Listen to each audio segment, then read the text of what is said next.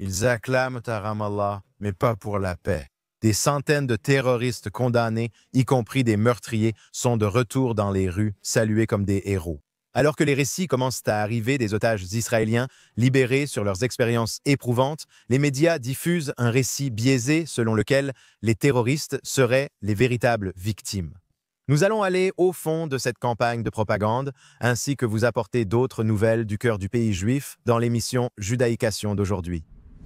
Bienvenue sur Judaïcation sur Jewish News Syndicate Télévision. Je suis Josh Aston, correspondant Jewish News Syndicate News. Et l'actualité principale, bien sûr, cette semaine concernant la Judée et la Samarie, le cœur juif de l'État d'Israël, c'est le fait que ces terroristes sont de retour dans les rues, libérés lors de l'échange d'otages. Donc, vous avez des célébrations qui ont lieu à Ramallah, à Tokara, à Minjanin et dans toutes ces autres villes. Des terroristes de retour dans les rues. Et la British Broadcasting Corporation le rapporte comme suit. Des centaines de prisonniers et détenus palestiniens libérés ont été accueillis avec des larmes et des cris de joie lorsqu'ils ont été relâchés par Israël pour être réunis avec leurs familles à Gaza et dans ce qu'ils appellent la Cisjordanie occupée. La libération concernait 250 prisonniers qui avaient été condamnés pour meurtre et attaques mortelles contre Israël. Vous parlez de gens, d'environ 2000 terroristes, de retour dans les rues, que ce soit à Gaza, en Judée ou en Samarie. Alors que les prisonniers descendaient d'un bus de la Croix-Rouge à Ramallah, comme l'a rapporté la British Broadcasting Corporation, beaucoup étaient drapés dans des keffiers traditionnels, ils semblaient pâles et émaciés. Les pauvres, certains peinaient même à marcher.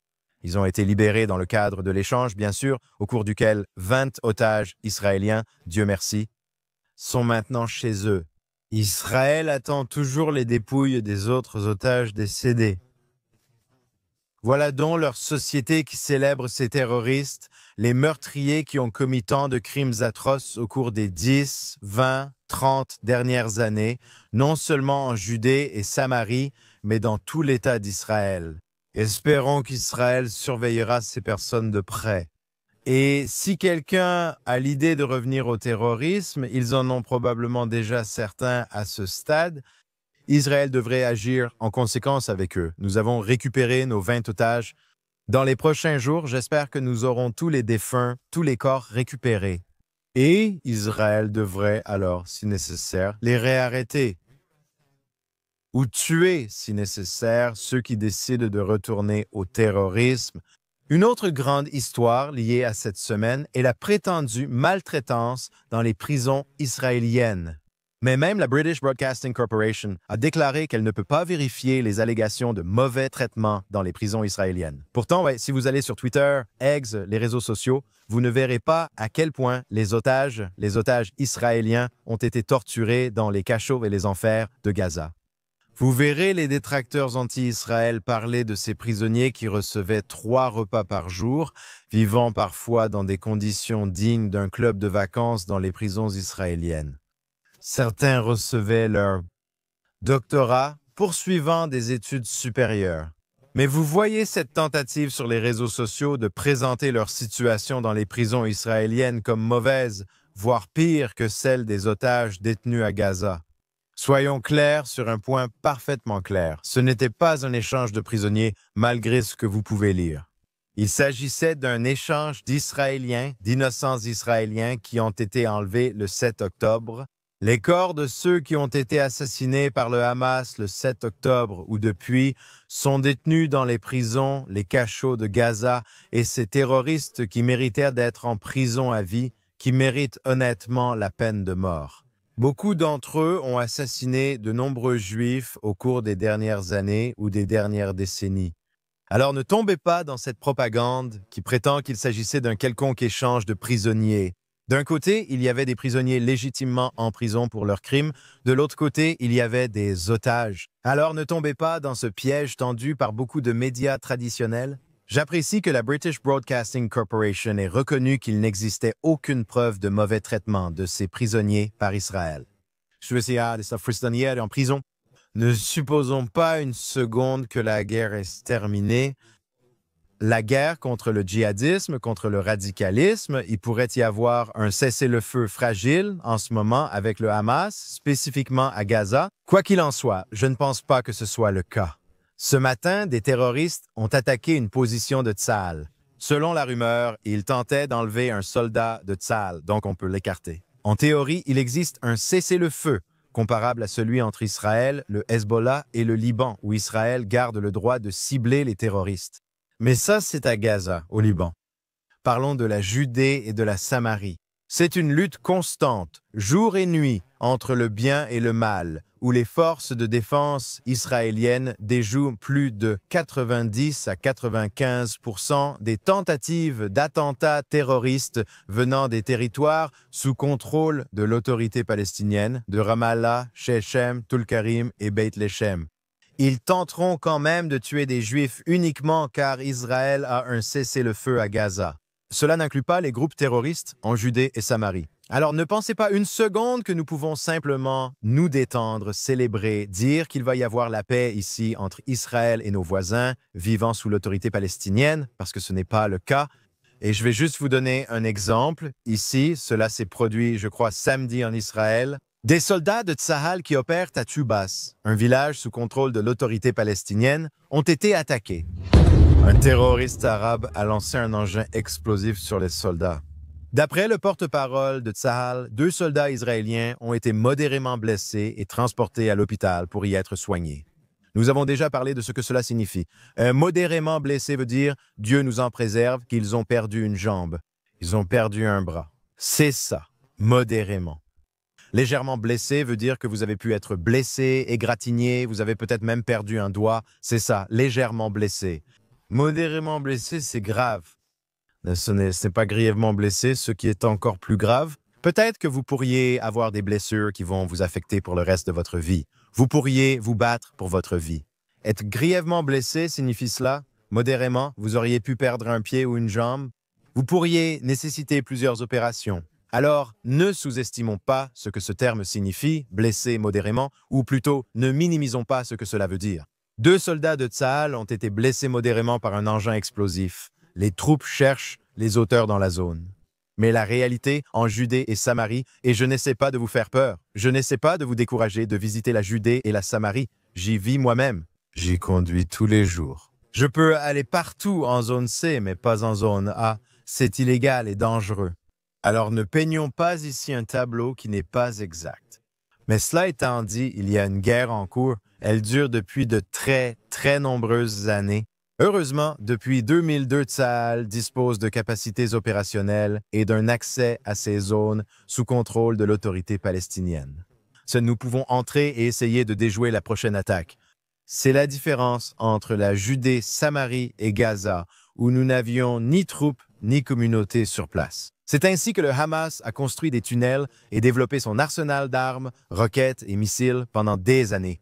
La différence ici, c'est que nous avons des troupes sur le terrain et que nous avons 700 000 Juifs vivant en Judée, Samarie et dans certaines parties de Jérusalem. Mais ne pensez pas une seconde que notre ennemi et ses ambitions de nous nuire ont diminué de quelque manière que ce soit à cause de la situation ou du cessez-le-feu fragile qui existe même à Gaza. Parlons de la façon dont les médias rapportent la situation ici en Judée et Samarie. Al Jazeera, le réseau de propagande qatari pro-Hamas, a rapporté ce qui suit cette semaine. Cisjordanie occupée, Palestine, des termes que je n'utiliserai pas, je dirais Judée et Samarie. Près de Tulkarim, à la périphérie du camp de réfugiés de Nour Shams, comme ils l'appellent, qui est en réalité simplement un quartier. Des immeubles gris vides, des voitures abandonnées parmi les décombres d'anciennes maisons. Ici Al Jazeera. Les magasins sont silencieux, noircis là où les flammes ont léché les vitres. Imaginez ou écoutez l'image qu'ils décrivent. Au milieu de la montée de la violence des colons issus des colonies israéliennes illégales à travers la Cisjordanie occupée, l'armée israélienne a intensifié ses efforts pour déplacer de force les dizaines de milliers de Palestiniens qui vivent dans les camps de réfugiés de Nour Shams et de Tulkarim. Al Jazeera le rapporte, d'accord? Premièrement, Israël ne déplace de force personne. Israël mène, comme je l'ai dit, des opérations antiterroristes chaque nuit dans ces quartiers. Nous faisons cela depuis 23 ans maintenant. D'accord. Dans la zone A, depuis janvier, selon ce rapport, l'opération militaire violente israélienne Mur de fer, qui n'est pas une opération d'autodéfense contre des terroristes, a déplacé, selon Al Jazeera, 32 000 habitants de ces quartiers. D'où vient leur source? L'UNRWA. L'UNRWA est la source ici. Ce sont eux qui affirment qu'Israël a déplacé 32 000 personnes. L'armée israélienne, qui a désigné les deux camps comme zone militaire fermée, est susceptible d'y rester pendant des mois et de tirer sur toute personne qui entre, comme si les forces de défense israéliennes avaient aligné des snipers. Et tous les Arabes qu'ils voient, Israël va tirer arbitrairement, au hasard, simplement parce qu'ils sont Arabes. Voici l'image présentée par Al Jazeera. Les forces de défense israéliennes restent en retrait et tirent. Ils surveillent depuis les postes et tirent sur quiconque bouge dans ces zones arabes. Ils parlent d'opérations violentes sans évoquer le Hamas ni le 7 octobre, c'est Al Jazeera. Nous ne devrions pas nous attendre à autre chose. L'UNRWA est la fausse. Si vous ne le savez pas encore, ils sont la fausse branche humanitaire du Hamas. Hashtag UNRWA, c'est le Hamas. Vous ne pouvez prendre aucune de leurs statistiques au sérieux. Vous ne pouvez vous fier à aucune statistique de l'UNRWA ou de l'Organisation des Nations Unies. Selon les statistiques de l'Organisation des Nations Unies, si vous êtes juif et que vous allez sur le mont du Temple, que vous montez sur le mont du Temple, le site le plus sacré du judaïsme, vous êtes un colon violent. Ceci, c'est considéré comme une violence de colon, se rendre sur le mont du Temple. Si vous êtes un soldat de Tsahal et que vous défendez ceux qui sont attaqués et que vous tuez un terroriste arabe alors qu'il tire, qu'il lance un cocktail Molotov, peu importe la situation, ce soldat de Tsahal est automatiquement répertorié selon les sources et statistiques de l'Organisation des Nations Unies comme quelqu'un ayant commis un acte de violence de colon. Alors ne croyez pas ce que vous lisez de l'UNRWA, de l'Organisation des Nations Unies. Ces organisations, très malheureusement, sont en réalité les branches humanitaires du Hamas à Gaza, du Hamas en Judée-Samarie et de l'autorité palestinienne. Vous devez prendre tout ce que vous lisez venant de l'Organisation des Nations Unies concernant Israël avec des pincettes. J'aimerais évoquer ici un autre sujet très proche de celui que je viens d'aborder sur Al Jazeera. Ceci provient du Centre international des médias du Moyen-Orient ou en d'autres termes, un organe de propagande de l'autorité palestinienne. Je crois que je les ai cités lors de l'émission de la semaine dernière. La question ici est de savoir si Israël enlève des Arabes sans raison, ce dont nous parlions il y a quelques minutes. Selon ce rapport, les forces israéliennes ont enlevé au moins 19 Palestiniens de leur maison à Kalkilia et Tubas, que je viens de mentionner, où cette attaque a eu lieu et où 2 soldats ont été modérément blessés. Shem, ils l'appellent Naplouse, Bethléem, Hébron et ce qu'ils appellent la Cisjordanie occupée. Israël enlève-t-il des Arabes sans raison? Nous entrons simplement et les enlevons. L'armée aussi, selon cette source, de la propagande de l'autorité palestinienne, a enlevé 4 Palestiniens après avoir envahi les villes de Beïta et Odala, au sud de Naplouse, qui est en réalité l'ancienne ville de Shem dans le nord de ce qu'ils appellent la Cisjordanie. Ce n'est pas un enlèvement, les amis. Il s'agit d'effectuer des arrestations pour arrêter des terroristes et sauver des vies. C'est ce qui se passe ici. Mais vous ne le sauriez pas en lisant seulement cet article. Si vous êtes un étudiant sur un campus aux États-Unis, on vous sert cette désinformation. Et alors, vous pourriez penser qu'il faudrait probablement se mobiliser pour arrêter ou attirer l'attention sur les enlèvements commis par Israël visant des Arabes innocents vivant dans ces régions. C'est pourquoi les médias sont si importants et c'est pour cela que c'est si important dans cette bataille entre le bien et le mal. Vous devez vous tourner vers des sources fiables et ne pas tomber dans ces mensonges. Je crois que je l'ai dit chaque semaine. La plume dépasse l'épée. Lorsque ces étudiants aux États-Unis ou ailleurs voient les images d'Israël procédant à des enlèvements, on leur fait croire qu'Israël est le méchant ici et que le Hamas est le gentil, qu'Israël est le méchant, que l'autorité palestinienne est le gentil. Israël, soi-disant au hasard, consultez les statistiques de l'Organisation des Nations Unies. Israël procède, soi-disant au hasard, à ses enlèvements, à ses déplacements, se tient au hasard sur les murs et tire sur les Arabes en bas. Et ils y croient. Ensuite viennent d'autres actes terroristes, puis une nouvelle manifestation sur les campus universitaires contre Israël. C'était pourquoi les médias sont essentiels. Il faut surtout se fier à des sources fiables. Bien sûr, Jewish News Syndicate, vous le savez déjà. Ne tombez pas dans ce piège de propagande.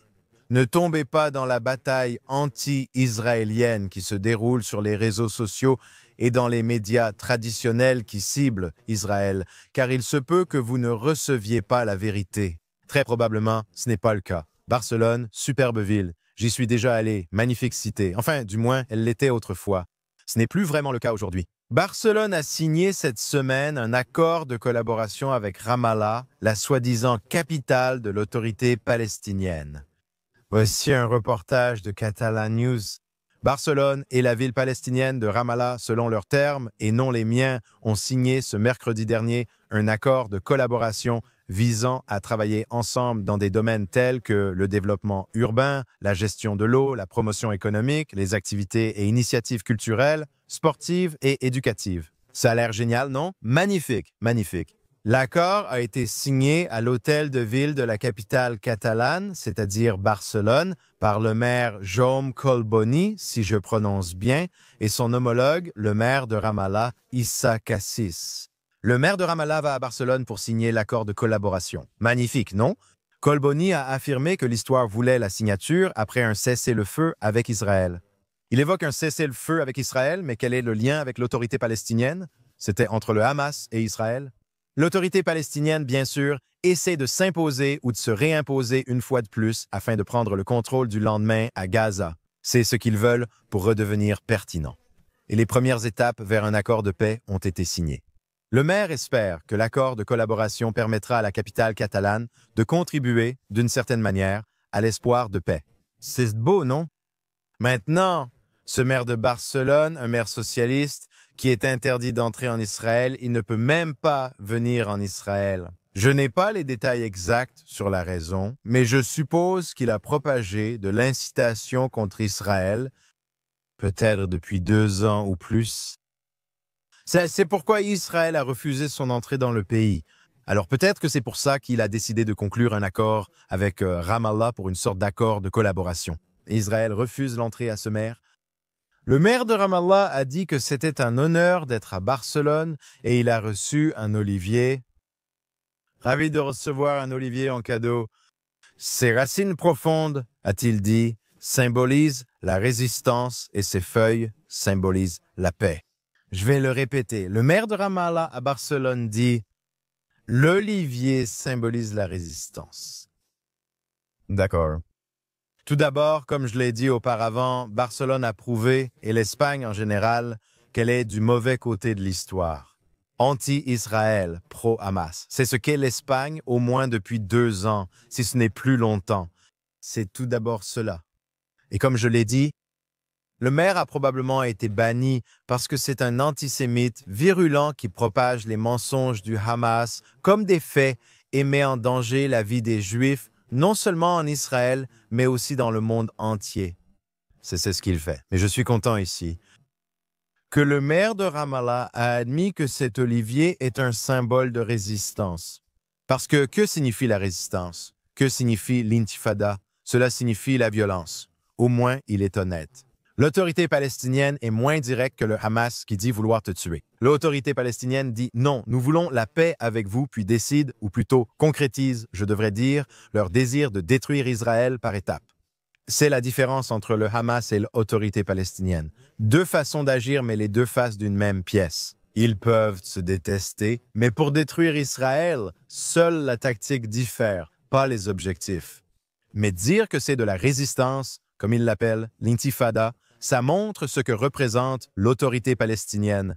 Ils prônent la violence. Et j'espère vraiment qu'Israël restera ferme et ne permettra pas à l'autorité palestinienne de prendre le contrôle de Gaza comme nous l'avons fait stupidement. Malheureusement, dans les années 90, nous avons laissé l'autorité palestinienne prendre le contrôle d'abord de certaines parties de Hébron, puis aussi de certaines parties de Gaza. Et ensuite, ils ont continué à prendre le contrôle de toutes les autres villes, les grandes villes de Judée et Samarie, des villes arabes qui sont maintenant sous l'autorité de l'autorité palestinienne. Mais je suis reconnaissant ici. Je suis reconnaissant que ce responsable de l'autorité palestinienne, le maire de Ramallah, ait admis que tout tourne autour de la résistance. Lorsque nous avons parlé de la récolte des olives la semaine dernière dans l'émission, nous avons évoqué toute la haine anti-israélienne et les anarchistes qui viennent cueillir les olives et accusent les Juifs de leur faire ceci, cela et encore autre chose, alors qu'ils ne commencent à filmer que lorsque les Juifs défendent leurs champs, défendent leur ville contre l'agression qui a généralement lieu pendant le sabbat juif, lorsque ces anarchistes et d'autres arrivent dans leur communauté. Donc, l'olivier est très significatif, mais ici, le responsable de l'autorité palestinienne admet qu'il symbolise la violence. Cela signifie, selon ses mots, la résistance, ce qui veut en réalité dire qu'il soutient la perpétration de violences meurtrières contre l'État d'Israël et le peuple juif. Voici où en sont les choses cette semaine en Judée et en Samarie. Lundi dernier était vraiment un jour historique, voir nos otages rentrer chez eux, les 20 otages vivants, voir le président du monde libre, le président des États-Unis, Donald Trump, s'exprimer à la Knesset à Jérusalem. C'était vraiment une célébration, évidemment. Ne vous méprenez pas. Une journée formidable, une journée historique pour l'État d'Israël et le peuple juif. Et maintenant, la question pour nous, je ne parle pas des membres, des familles qui font maintenant partie du processus de réhabilitation pour leurs proches revenus après 2 ans d'enfer dans les cachots du Hamas à Gaza, mais pour le reste d'entre nous, nous devons maintenant regarder vers l'avenir. Nous devons maintenant regarder vers l'avenir et réaliser malheureusement qu'il y a beaucoup de terroristes de retour dans les rues. L'autorité palestinienne est très motivée. Rappelons-nous que 80% des habitants de l'autorité palestinienne ont soutenu ce qui s'est passé le 7 octobre. Alors, comprenons bien qui ils sont. Notez qu'il n'y a aucun cessez-le-feu en Judée, Samarie, ni vraiment à Gaza. Voyons comment cela évolue, mais ils l'ont déjà. Le Hamas l'a déjà violé à plusieurs reprises, mais nous devons rester forts. Nous devons rester vigilants. Et s'il plaide à Dieu, qu'il protège les hommes et les femmes courageux de Tsahal qui sont stationnés en Judée, en Samarie et à travers tout le pays sur 7 fronts différents, comme ils le font depuis 78 ans et même avant cela, pour protéger le peuple d'Israël, pour protéger la nation juive. Et là, c'est tout pour cette semaine de Judaïcation. Je suis Josh Aston, correspondant Jewish News, Syndicate News. Rendez-vous dans les commentaires ci-dessous. Que pensez-vous de ce format? Pour l'instant, il paraît plus apprécié que les interviews. Cela ne signifie pas que nous n'interviewerons pas prochainement des dirigeants de Judée et Samarie et d'autres personnalités. Nous le ferons également. Merci à Yuri Svertsky, ingénieur et directeur, à Ryan Lischitz, Zach Sickerman et Esther Eden, notre productrice sur Judaïcation. Passez une semaine en toute sécurité. Passez une excellente semaine à tous. Shalom shalom depuis Jérusalem, ici au Jewish News Syndicate Media Hub, au sein de la capitale éternelle de l'État d'Israël et du peuple juif. Passez une excellente semaine à tous.